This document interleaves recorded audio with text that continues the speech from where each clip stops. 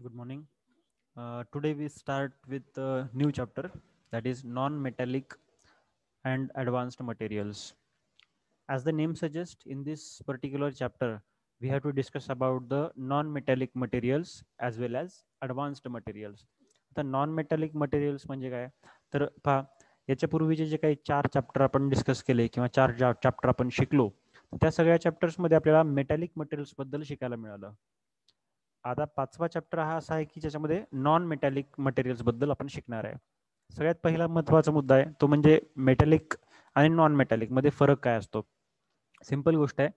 Metallic materials म्हणजे कोणते? For example, आपण स्टील बघितले, कास्ट आयन्स बघितले, कास्ट आयनचे अलॉयज बघितले, स्टीलचे अलॉयज बघितले. त्यानंतर आपण नॉन फेरस मेटल म्हणजे ॲल्युमिनियम, कॉपर, त्याच्यानंतरचे अलॉयज हे सगळे बघितले. हे सगळे जे होते हे सगळे मेटॅलिक होते. मेटॅलिक याच्यामध्ये एक खास प्रॉपर्टी अशी होती की याच्यामधनं, या मेटॅलिक मटेरियलमधनं एका एंडपासून दुसऱ्या एंडकडे हीट ट्रान्सफर किंवा इलेक्ट्रिसिटी ट्रान्सफर होते. आणि आता दुसरा जो पॉईंट आपण डिस्कस करतोय तो म्हणजे नॉन मेटॅलिक. नॉन मेटॅलिक मध्ये कसं असणार आहे? हीट ट्रान्सफर किंवा इलेक्ट्रिसिटी ट्रान्सफर होणार नाही. मग आता नॉन मेटॅलिक मध्ये कोण कोण येणार आहे? सगळे जे काही प्लास्टिक असतील, रबर असतील, तर हे सगळे या नॉन मेटॅलिक्स मध्ये येणार आहेत. तर या 5व्या चॅप्टर मध्ये आपण त्याच्याबद्दल डिस्कस करणार आहेत. So let start. See, basic thing we will discuss first की नॉन मेटॅलिक मटेरियल कोणाला म्हणायचं, ते काय असतात, कसे असतात, आपण त्याच्याबद्दल डिस्कस करूयात. पहा, सगळ्यात पहिल्यांदा आपण डिस्कस करू. See, in engineering application we often come across the use of various type of plastics, rubbers, adhesives, and ceramics, insulating materials such as asbestos, cork, etc. These all are called as a non-metallic materials. म्हणजे हे जे सांगितलेले आहेत, कोणते? Plastic असतील, rubber असतील, ॲडेझिव्ज असतील, ceramics आहेत, इन्सुलेटिंग मटेरियल्स आहेत, जसं की ॲस्बेस्टॉस, कॉर्क, हे इन्सुलेटिंग मटेरियल्स. या सगळ्यांना क्लब केलं, कंबाईन केलं, तर याच्यापासून काय हे सगळे कोणाचे एक्झाम्पल आहेत? नॉन मेटॅलिक मटेरियलचे आहेत. आता प्लास्टिक बद्दल आपल्याला नंतर डिस्कस करायचं जास्तीत जास्त. रबर्स तुम्हाला माहिती आहेत. ॲडेझिव्ज म्हणजे काय? ॲडेझिव्ज म्हणजे दोन पार्टला जो एलिमेंट किंवा जी वस्तू जोडते त्याला आपण ॲडेझिव्ह म्हणतो. जसं की सिमेंट असेल किंवा गम असेल, डिंक जो असतो ना दोन पार्टला जोडणारा, तर त्याला आपण ॲडेझिव्ह म्हणतो. इन्सुलेटिंग मटेरियल म्हणजे ज्याच्यातनं हीट ट्रान्सफर होत नाही त्याला आपण, किंवा इलेक्ट्रिसिटी ट्रान्सफर होत नाही त्याला आपण इन्सुलेटिंग मटेरियल म्हणतो. आणि ते कोणते आहेत? ॲस्बेस्टॉस आणि कॉर्क हे त्याचे एक्झाम्पल्स आहेत. So all these are the examples of non metallic materials. Now see, these materials are comparatively cheaper and already replaced a lot of metal in our day to day life. सगळ्यात महत्त्वाचा point आहे हा. काय? की हे जे काही non metallic materials आहेत, हे नॉन मेटॅलिक मटेरियल हे एकदम चीप आहेत, स्वस्त आहेत. आणि आत्ताच्या आजकाल आपल्याला बघायला मिळतं की नॉन मेटॅलिक मटेरियल्स आपण रिप्लेस केलेत मेटॅलिक मटेरियलच्या जागेवरती. म्हणजे आपल्या घरामध्ये किंवा आपल्या इंडस्ट्रीमध्ये जेवढे काही मेटल पार्ट्स होते ते सगळ्या मेटल पार्ट्सला आपण रिप्लेस केलंय नॉन मेटल पार्ट्सनी. जसं की आपण सुरुवात बघा, आपल्या लोकल टू ग्लोबल तुम्हाला सांगतो. घरामध्येच आपण बघितलं, आपल्या घरामध्ये पूर्वी काही कॉपरची म्हणजे पितळची भांडी असायची, नंतर काही दिवसानंतर स्टीलची भांडी आली, आणि आजकाल जर बघितलं आपण तर घरामध्ये बऱ्याचशा वस्तू आहेत त्या ज्या की सिरॅमिक्स मटेरियल किंवा प्लास्टिक मटेरियलच्या बनलेल्या असतात. आपल्या घरामध्ये इवन ज्या डिश असतात त्या प्लास्टिकच्या आहेत. मॅक्सिमम गोष्टी आता प्लास्टिकच्या घरामध्ये बघायला मिळतात. म्हणजे पूर्वी ज्या गोष्टी आपण स्टीलच्या वापरायचो त्या आता प्लास्टिकच्या वापरतो. म्हणजे इव्हन भांडे असतील, बाउल्स असतील, प्लेट असतील, वाट्या असतील, हे सगळे आपण प्लास्टिकच्या यूज करतो. फक्त घरातच नाही तर ऑटोमोबाईल इंडस्ट्रीमध्ये पण तुम्हाला बघायला मिळतं. In our vehicles, maximum portion of the vehicle is now days it is composed from the plastics. प्लास्टिकचा पार्ट बनलेला आहे. पूर्वी कसं असायचं की टू व्हीलर असतील, फोर व्हीलर असतील, सगळंच्या सगळं टोटल 100% मेटल असायचं. पण आजकाल आपण बघितलं तर बराचसा म्हणजे जवळपास 60% मेटल ठेवलाय, पण 40%चा भाग आहे तो प्लास्टिक आहे. आपण बघितलेलं असेल की पाठीमागचा डॅशबोर्ड असेल, गाडी फोर व्हीलरमध्ये डॅशबोर्ड असतील किंवा टू व्हीलरमध्ये असणारे बंपर्स असतील किंवा मड गार्ड्स असतील, जे पूर्वी जे स्टीलचे किंवा मेटलचे असायचे आजकाल ते नॉन मेटलचे आहेत. ह्याचा फायदा असा आहे की नॉन मेटल असल्यामुळे याचं वजन पण कमी आहे, आणि सगळ्यात महत्त्वाची गोष्ट हे स्वस्त आहेत. स्वस्त असल्यामुळं बाय डिफॉल्ट तुमच्या व्हेकलची जी कॉस्टिंग आहे ती कमी होते. तसं पाहायला गेलं तर कस्टमरला त्याचा जास्त फायदा नाही होत, पण मॅन्युफॅक्चररला मात्र होतो. कारण की जो पार्ट मेटलचा बनवायचा आहे, कारण जो पार्ट मेटलचा बनवणार आहे त्याला खर्च जास्त येणार आहे, पण तोच जर पार्ट आपण साध्या प्लास्टिकचा बनवला तर काय होईल, ऑटोमॅटिकली कॉस्टिंग कमी होईल, म्हणजेच प्रॉफिट वाढेल. तर या सगळ्या गोष्टी आपल्याला लक्षात ठेवाव्या लागतात. Now see next one, they are corrosion resistant. Obviously plastic असेल किंवा हे रबर असतील, ॲडेझिव्ह असतील, सिरॅमिक्स असतील, हे सगळे करोजन रेजिस्टंट आहेत. करोजन रेजिस्टंट म्हणजे हे गंजत नाहीत. कधी आपण बघितलंय का प्लास्टिकला गंज लागलाय किंवा ते गंजून गेलंय, रबर गंजलंय? नाही गंजत, कधीच गंजणार नाही. So it is corrosion resistant. Next one, low weight and its weight is low. त्याचं वजन पण कमी आहे, वजनानं हलकं आहे. And versatility in shape and size. Versatility in shape and size म्हणजे ज्या शेपचा आणि ज्या साईजचा तुम्हाला एखादा पार्ट बनवायचा आहे, त्या शेपचा किंवा त्या साईजचा पार्ट आपण बनवू शकतो. तो व्हर्सॅटाईल आहे. Versatile means you can compose it in various form. ज्या ज्या शेपमध्ये तुम्हाला त्याला बनवायचं त्या त्या शेपमध्ये हा सहज बनवला जाऊ शकतो. Next see, so this is all about the basic things regarding non-metallic material. Now we will discuss one by one points. See here, you can understand one heading is here, polymeric materials. Polymeric material. आता हे polymeric material म्हणजे काय असतं याच्याबद्दल आपण थोडं discuss करूया, कारण हे पॉलिमेरिक मटेरियल सगळ्यात महत्त्वाचं आहे. कसं आहे बघू आपण. बघा, in the polymeric materials you can understand this word polymer. This word polymer, how it is derived. हा जो पॉलिमर वर्ड आहे हा कसा तयार झाला, हे दोन शब्दांपासून तयार झाला, म्हणजे पॉली आणि mer. Okay, now see this, it is derived from the two Greek words. First one poly, poly and meros. म्हणजे पॉलीपासनं हे पॉली आणि मर हा शब्द मेरस पासून आला, म्हणून याला क्लब करून पॉलिमर तयार झाला. आता पॉलिमर म्हणजे काय, सी पहिल्यांदा आपण डिस्कस करू की what is mean by poly. Poly means multiple or many. पॉलीचा अर्थ असतो मेनी. मेनी म्हणजे अनेक, बरोबर. आणि दुसरा पॉइंट आहे तो म्हणजे मेरस. मेरस या शब्दाचा अर्थ आहे पार्ट्स और युनिट.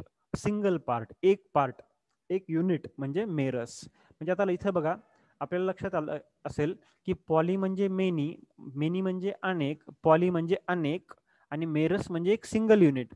म्हणजे बघा, जेव्हा एक सिंगल युनिट आहे आणि हा एक सिंगल युनिट काहीतरी असेल, तर याचे जे अनेक युनिट आहेत जेव्हा एकत्र येतात तेव्हा जे काय तयार होतं त्याला आपण पॉलिमर म्हणतो. म्हणजे सिंपल तुम्हाला एक छोटंसं डायग्राम काढून दाखवतो म्हणजे लक्षात येईल. हा मेरस मर हा एक सिंगल युनिट आहे. कन्सिडर करा एक चेन आहे, त्या चेन मधला एक सिंगल हा एक पार्ट आहे, एक पार्ट आहे, राईट. याला आपण म्हटलं मर म्हणजेच मेरस. ओके, एक सिंगल युनिट. आता याला आपण पॉलिमर म्हणणार का, नाही, because it is simple a single unit. आता पॉलिमर कोणाला म्हणणार, समजा हा एक युनिट आहे, असा आणखीन एक युनिट याला जोडला, आणखीन एक युनिट जोडला, आणखीन असे बरेच युनिट जर आपण याला जोडत गेलो, म्हणजे single number of units are connected together to form a link or chain that is called as polymer. म्हणजे असे अनेक लिंक किंवा अनेक मर्स युनिट्स एकमेकांना जर जोडत गेलो आपण आणि त्यापासून जी काही लिंक तयार होईल तर ह्याला आपण काय म्हणणार, this is called as a polymer. Okay, म्हणजे हे बघा याच्यामध्ये बरेचसे पार्ट आहेत, मी एवढेच लिमिटेड काढले, पण हजारो पार्ट इथं जोडले जाऊ शकतात. एक जो पार्ट आहे सिंगल, ही एक सर्कल आहे, त्याला आपण म्हटलं मर किंवा मेरस किंवा सिंगल युनिट. ओके, आणि हे अख्खे हे सगळे एक युनिट दुसऱ्याला, दुसऱ्या तिसऱ्याला असं अनेक युनिट एक वेळेला जोडत गेले आणि जी लिंक तयार झाली त्याला म्हणतात polymer. Okay, so it's very important point which you have to keep in mind. Now next point, see here, polymer are organic materials and having carbon as component element, common element in its makeup. म्हणजे याचा अर्थ काय असा, polymer हा organic material आहे. आता simple एक गोष्ट लक्षात घ्या की ऑर्गॅनिक मटेरियल, ऑर्गॅनिक वर्डचा अर्थ काय असतो, organic is nothing but simply the material in which carbon is present, that is called as organic. म्हणजे ऑर्गॅनिक मटेरियल हा असा मटेरियल असतो ज्याच्यामध्ये कार्बनचं प्रमाण हे फिक्स आहे, कार्बन हा असतोच, त्याला आपण म्हणतो ऑर्गॅनिक मटेरियल, राईट. म्हणजे आता हा पॉलिमर जो आहे हा पण ऑर्गॅनिक मटेरियल आहे. म्हणजे याचा अर्थ काय, या पॉलिमर मध्ये कार्बन प्रेझेंट आहे, असतोच, आहेच, राईट. म्हणून याला ऑर्गॅनिक मटेरियल आपण असं म्हटलेलं आहे. Now next point see, polymer are composed of large number of repeating units called monomers. हे ऑलरेडी मी सांगितलंय तुम्हाला की पॉलिमर कसा तयार झालाय, जेव्हा अनेक मोनोमर एकत्र येतात तेव्हा पॉलिमर तयार होतो. म्हणजे आता आपण डिस्कस करताना मी तुम्हाला सांगितलं होतं, एक सिंपल सर्कल होतं. ही एक एक पार्ट आहे. याला मर म्हटलंय. याला मोनो मोनो म्हणजे एक. मोनोमर. मर म्हणजे युनिट, मोनो म्हणजे एक. मोनोमर म्हणजे एक युनिट. म्हणजे हे जर काढलं ना, हे एक युनिट, राईट? त्याला आपण म्हटलं मोनोमर. पण पॉलिमर म्हणजे काय? जेव्हा असे अनेक मोनोमर्स एकत्र येतात आणि एक लिंक तयार करतात, त्याला पॉलिमर म्हणायचं. See, and in this diagram you are able to see this first monomer is there. Now this first monomer is connected to the next monomer. Now one more monomer and another monomer. There are number of monomers are there. They are linked together or connected together. Then it will form a polymer. म्हणजे जेव्हा अनेक monomers एकमेकाला जोडले जातात तेव्हा एक नवीन part तयार होतो, त्याला आपण म्हणतो polymer. Okay, just keep in mind. See, polymer is therefore made up of thousands of monomer joined together to form large molecule or celluloid dimension called as macromolecules. हे आपण बघितलंय. Then see, one definition here is polymerization. Polymerization कशाला म्हणणार आपण? See, the process of linking the monomers together to form polymer called as polymerization. म्हणजे याचा अर्थ असा की अशी एक प्रोसेस आहे ज्याच्यामध्ये अनेक मोनोमर एकमेकांना जोडले जातात आणि त्यापासून पॉलिमर तयार केला जातो. तर त्या प्रोसेसला पॉलिमरायझेशन असं आपण म्हणतो. म्हणजे काय झालं इथं बघा, the process of linking monomers, so many n number of monomers come together to form polymer, that is called as polymerization. म्हणजे एक मोनोमर आहे, दुसरा मोनोमर, तिसरा मोनोमर, चौथा मोनोमर, असे अनेक मोनोमर एकमेकाला जोडून एक पॉलिमर तयार होतो. मग ही जी प्रोसेस आहे, मोनोमर पासून पॉलिमर तयार होणे किंवा होण्याची जी प्रोसेस आहे, या प्रोसेसला म्हणतात polymerisation. Okay, just keep in mind. Now next one, if joining of monomers occur essentially along one direction, we obtain a long chain polymer. If the joining occur in other direction also, then it is called as a three-dimensional network or bonds. म्हणजे काय? याच्यात simple आहे बघा. आता दोन गोष्टी लक्षात घ्यायची आपल्याला. पहिली महत्वाची गोष्ट लक्षात घ्यायची ती म्हणजे काय? The process of linking monomer together is called as polymer and that process is called as polymerisation. म्हणजे अनेक मोनोमर जेव्हा एकमेकाला जोडले जातात त्यापासून पॉलिमर तयार होतं, त्या प्रोसेसला म्हणायचं पॉलिमरायझेशन, राईट? पण आता हे पॉलिमरायझेशन म्हणजे एक मोनोमर दुसऱ्याला कसा जोडला गेलाय बघा. सिंपल काढून दाखवतो. हे एक मोनोमर आहे, हा दुसरा मोनोमर आहे, हा तिसरा मोनोमर आहे, चौथा, हा पाचवा, हा सहावा, हा सातवा, छोटा आला समजा, हा हा अरे एवढा मोठा नाही का कामाचा. असे अनेक मोनोमर्स आपल्याला बघायला मिळतात. हे बघा, आणखीन काही मोनोमर्स मी तुम्हाला काढून दाखवतो. हे काय बघायला भेटतं?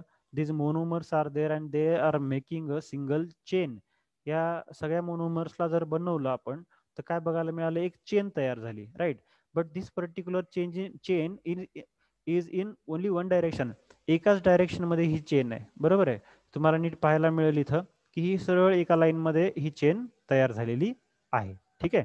पण समजा म्हणून याला हे एका लाईन मध्ये तयार झाले म्हणून त्याला आपण हे सहज दिसतंय आपल्याला. पण समजा एक असा एखादा आपण काय काढला, एखादा असा मोनोमर काढला आणि या मोनोमरला इथे एक दुसरा मोनोमर जोडला. आता तिसरा मोनोमर जोडताना पुन्हा आपण पहिल्यालाच जोडला, चौथा जोडताना पुन्हा आणखीन पहिल्यालाच आपण जोडला, आणखीन पाचवा जोडताना पहिल्याच मोनोमरला आणखीन एक मोनोमर आपण जोडला आणि नंतरचे जोडताना आपण काय केलं? अशा पद्धतीनं जोडत गेलो. म्हणजे काय करतोय आपण? We are trying to do the linking of the monomer in 3 dimensional.